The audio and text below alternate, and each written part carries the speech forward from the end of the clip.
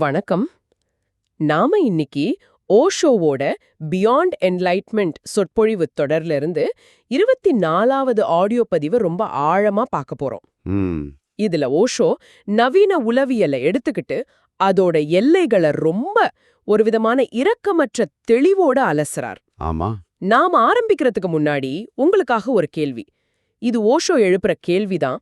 ஏன் நவீன உளவியலாளர்களால ஞானம்ங்கிற ஒரு விஷயத்த பத்தி யோசிக்கவோ எழுதவோ இல்ல கற்பனை பண்ணவோ கூட முடியல?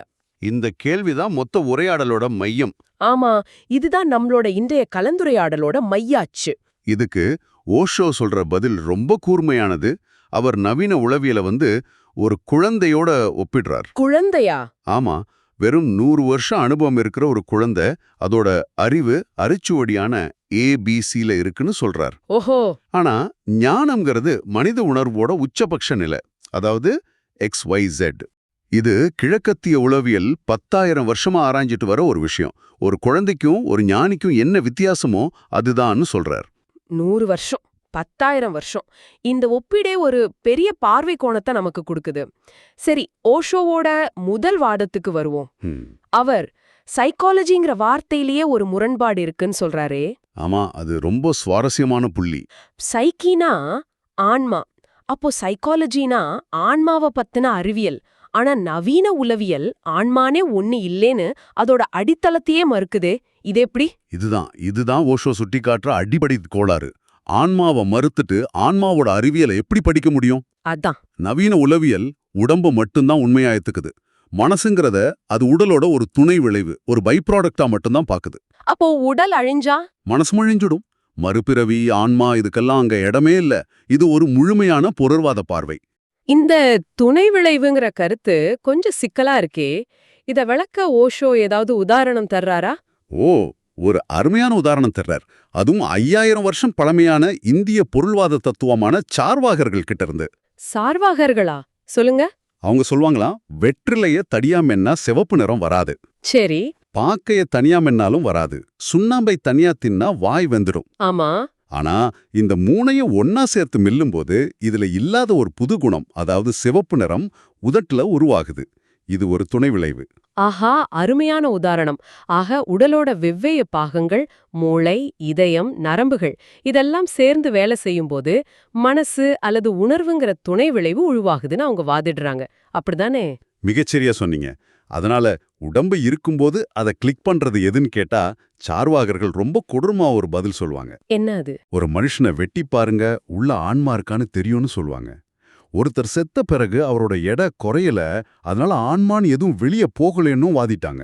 கேட்கவே ஒரு மாதிரி இருக்கு. இந்த சிந்தனை தான் பின்னாடி மேற்குல எபிக்யூரஸ், கார்ல் மார்க்ஸ் வரைக்கும் தொடருது. ஆனா இந்த உதாரணத்திலே ஒரு சிக்கல் இருக்கே. வெற்றில, பாக்கு, சுண்ணாம்புக்கு சிவப்பு நிறத்தை உருவாக்குற ரசாயன பண்பு இருக்கு. ஆனா உடம்போட பாகங்களுக்கு மனசுங்கிற உணர்வை உருவாக்குற பண்பு இருக்குன்னு எப்படி நிரூபிக்கிறது? இது வெறும் நம்பிக்கை தானே? நீங்க கேட்கறது ரொம்ப முக்கியமான கேள்வி. ஓஷோவும் இதைத்தான் சொல்றாரு. இது ஒரு நிரூபிக்கப்படாத அனுமானம். சரி. இதை விளக்க ஓஷோ ஒரு நகைச்சுவையான கதையை சொல்றாரு. ஒருத்தரோட கடிகாரம் நின்னு போயிடுது. உடனே அவர் அதை திறந்து பார்க்கறார்.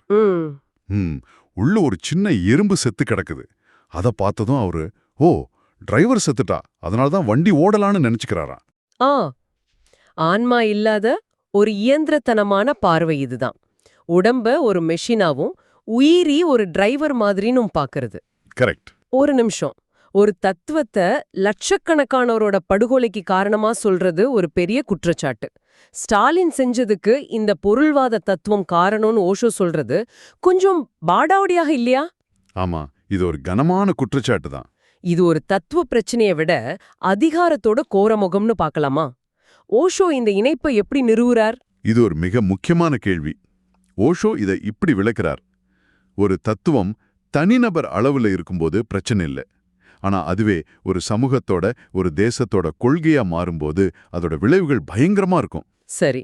ஸ்டாலினோட ரஷ்யாவில மனுஷனா ஆன்மா இல்லாத ஒரு பொருள் மட்டும்தான்னு கம்யூனிசத்தோட பொருள்வாத தத்துவத்தை ஏத்துக்கிட்டாங்க. ஆன்மா இல்ல, மறுபிறவி இல்ல, கடவுள் இல்லைன்னா ஒருத்தர் கொல்றதுல என்ன தப்பு இருக்கு? அது ஒரு நாற்காலியை உடைக்கிற மாதிரி. ஓ. அங்க மனசாட்சிக்கு இடமே இல்ல. நீங்க ஒரு உயிரை அழிக்கல, வெறும் பொருட்களை மறுசீரமைக்கிறீங்க. இந்த சிந்தனை தான் லட்சக்கணக்கானோரை கொல்ற துணிவு ஒரு அரசுக்கு கொடுக்குதுன்னு ஓஷோ சொல்றார். கேட்கவே கவலையா இருக்கு. சரி, நவீன உளவியல் மனசோட நின்னுடுதுன்னா ஓஷோவோட பார்வை அதை தாண்டி எங்க போகுது? அவர பார்வையில ஞானம்னா என்ன? ஓஷோ பார்வையில மனசு மட்டுமே நம்ம முழுமையான யதார்த்தம் இல்லைன்னு உணர்றது தான் ஞானத்தோட முதல் படி. முதல் படி. ஆமா, மனசோட எல்லைகளை தாண்டும் போது வெளிச்சம், விழிப்புணர்வு, ஆனந்தம்னு ஒரு புது உலகம் பிறக்குதுன்னு சொல்றார். அவர் இத 3 படிநிலைகளை ரொம்ப தெளிவா விளக்குறார். 3 படிநிலைகளா? அது என்னென்ன? முதல்ல மனம். இது உடம்போட ஒரு அற்புதமான கருவி, ஒரு பயோ கம்ப்யூட்டர். அதோட ஞாபக சக்தி, கணக்கு போடுற திறமை, இதையெல்லாம் சீக்கிரமே கம்ப்யூட்டர்ஸ் முழுசா எடுத்துக்குன்னு சொல்றார். பாக்கெட்ல ஒரு என்சைக்ளோபீடியா வச்சிருக்கிற மாதிரி. சரியா சொன்னீங்க. 2வது ஞானம், அதாவது தனிப்பட்ட உணர்வு நிலை. இதுதான் மனச கடந்த நிலை. நீங்க மனசோட செயல்பாடுகளை ஒரு சாட்சியா இருந்து பார்க்கிற நிலை. சரி. 3வது ஞானத்திற்கு அப்பால் பிரபஞ்ச உணர்வு நிலை. இது தனிப்பட்ட உணர்வு நிலையையும் தாண்டி பிரபகாச உணர்வு நிலைங்கிற பெருங்கடல்ல கலக்கிறது. ஆத்தோட கரைகள் கடல்ல மறைற மாதிரி. ஆமா, உங்க நான்கிற தனித்தன்மை பிரபஞ்சத்தோட ஒன்னாயிடுது. இந்த மனம், தனிப்பட்ட உணர்வு நிலை, பிரபஞ்ச உணர்வு நிலை, இந்த மாற்றம் ஒரு பெரிய பாய்ச்சல் மாதிரி தெரியுதே. இத சுலபமா புரிஞ்சுக்க ஓஷோ ஏதாவது உவமை பயன்படுத்துறாரா? ஒரு சக்தி வாய்ந்த ஊமைய பயன்படுத்துறார். கடல்ல வாழற ஒரு மீனை கற்பனை பண்ணிக்கோங்க. அது கடல்லே பிறந்து வாழ்ந்து சாவுது. அதனால கடல்னு ஒண்ணு இருக்கிறதே அதுக்கு தெரியாது. உண்மைதான். சூடான மணல்ல போட்டதுக்கு அப்புறம் தான் முதல் முறையா தான் வாழ்ந்த அந்த வாழ்வாதாரமான தன்னை சுத்தி இருந்த அந்த பெருங்கடலை பத்தி அது உணருது. ஆஹா. நாமளும் பிரபஞ்ச உணர்வு நிலைங்கிற கடல்ல தான் இருக்கும். ஆனா சிக்கல் என்னன்னா, நம்மள வெளியே தூக்கி போட ஒரு கடற்கரை இல்ல. அதனால அதை உணர்றது ரொம்ப கஷ்டம். அப்போ நாம எல்லாரும் அந்த பிரபஞ்ச உணர்வு கடல்ல தான் இருக்கோம். ஆனா அதை உணராம இருக்கோம். இது மனச உலுக்குற ஒரு கருத்து. சரி, இப்போ மறுபடியும் உளவியலுக்கு வருவோம். இங்கதான் ஓஷோ உலகத்தை 2 விதமான மனநோயாளிகளா பிரிக்கிறாருன்னு சொல்லியிருந்தீங்க. சாதாரணமாக பைத்தியம் பிடிச்சவங்க, அசாதாரணமாக பைத்தியம் பிடிச்சவங்க. கேட்கவே விசித்திரமா இருக்கு. ஆமா, சாதாரணமாக பைத்தியங்கிறதுல நம்மள எல்லாரையும் சேர்க்கிறாரு. அப்படியா? உதாரணத்துக்கு கால்பந்து இல்ல குத்துச்சண்டை போட்டிகளை பார்க்கிற கோடிக்கணக்கான மக்கள். சில முட்டாள்கள் ஒரு பந்து அங்குமிங்கும் உதைக்கிறத கோடிக்கணக்கானோர் ஏன் இவ்ளோ உணர்ச்சி வசப்பட்டு பார்க்கறாங்கன்னு கேக்குறாரு. சிரிக்கிறார். குத்துச்சண்டையின் போது வர்ற அந்த பரவசத்தை நம்ம மிருக பாரம்பரியத்தோட ஓஷோ தொடர்பு படுத்துறார். அப்போ நான் ஒரு கிரிக்கெட் மேட்ச் பார்க்கும்போது கத்துறது கூட ஓஷோ பார்வையில ஒரு விதமான சாதாரண பைத்தியக்காரத்தனமா? ஒரு வகையில அப்படிதான். அவர் இது ஒரு புள்ளி விவரத்தோட விளக்குறாரு. கலிபோர்னியாவுல ஒரு பெரிய குத்துச்சண்டை போட்டி நடக்கும்போது அந்த நகரத்துல குற்ற விகிதம் 13% அதிகரிக்குதாம். என்னது 13%? ஆமா, கொலை, கற்பழிப்பு, தற்கொலைன்னு அந்த நாள்ல அதிகரிக்குது. காரணம், அந்த போட்டிய பார்க்கறவங்களோட மிருக குணம் தூண்டப்படுது. இதுதான் சாதாரணமாக பைத்தியம். ஓ. நாம எல்லாரும் இந்த எல்லைக்கோட்டுல தான் இருக்கோம். ஒரு சின்ன விபத்து, ஒரு அன்புக்குரியவரோட இழப்பு, ஒரு தோல்வி நம்மள அந்த பக்கமா, அதாவது அசாதாரண பைத்தியங்கிற நிலைக்கு தள்ளிடுன்னு சொல்றாரு. அசாதாரண நிலைக்கு போனவங்கள சரி செய்யதானே மனோதத்துவ ஆய்வாளர்கள் இருக்காங்க. ஆனா அவங்களால என்ன செய்ய முடியுது? ஓஷோ பார்வையில அவங்க உங்கள மறுபடியும் குணப்படுத்தி சாதாரணமான பைத்தியங்கிற நிலைக்கே கொண்டு வர்றாங்க, அவ்வளவுதான். குணப்படுத்துதல்னா மனசு கடந்து போறது, மனசுக்குள்ளேயே சரி பண்றதில்ல. இத விளக்க அவர் சொல்ற கதை தான் ரொம்ப சிறப்பானது. தான் செத்துட்டதா உறுதியா நம்புற ஒருத்தரை மனோதத்துவ ஆய்வாளர்கிட்ட கூட்டிட்டு போறாங்க. சரி. எல்லாரும் சொல்லியும் அவர் நம்பல. ஆய்வாளர் ஒரு புத்திசாலித்தனமான வழியை கண்டுபிடிக்கிறாரு. செத்தவங்க உடம்புல இருந்து ரத்தம் வராதுன்னு உங்களுக்கு தெரியுமான்னு கேக்குறாரு.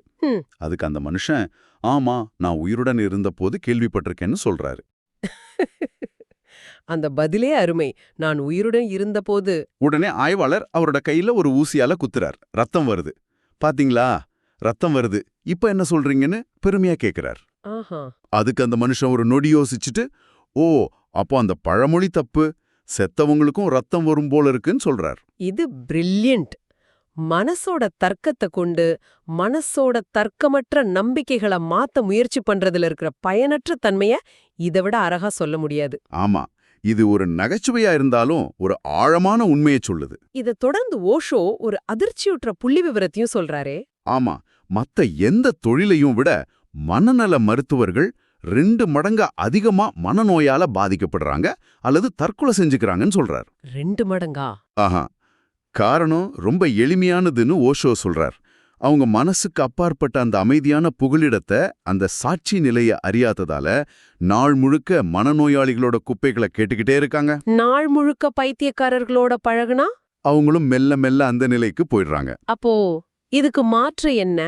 இங்கதான் கிழக்கு மேற்கு அணுகுமுறைகளுக்கு இடையிலான அந்த ஒப்பீடு வருதா? ஆமா, மேற்குல ஒரு மனநோயாளி 20 வருஷம் தன் கனவுகளை பத்தி ஒரு மனோதத்துவ ஆய்வாளர்கிட்ட பேசிக்கிட்டே இருக்கலாம், லட்சக்கணக்கில் செலவு செய்யலாம். ஆனாலும் முழுமையான குணம் கிடைக்குமான்னு சந்தேகம்தான். ஆனா ஜப்பான்ல இருக்கிற ஒரு ஜென் மடாலயத்தோட அணுகுமுறை முற்றிலும் வேற மாதிரி இருக்கு. ஒரு நிமிஷம். 3 வாரத்துல மௌனம், தோட்ட வேலை, இது மேற்குல பல வருஷம் எடுக்கிற சிகிச்சைக்கு ஈடாகுமா? இத நம்புறதுக்கு கொஞ்சம் கஷ்டமா இல்லையா?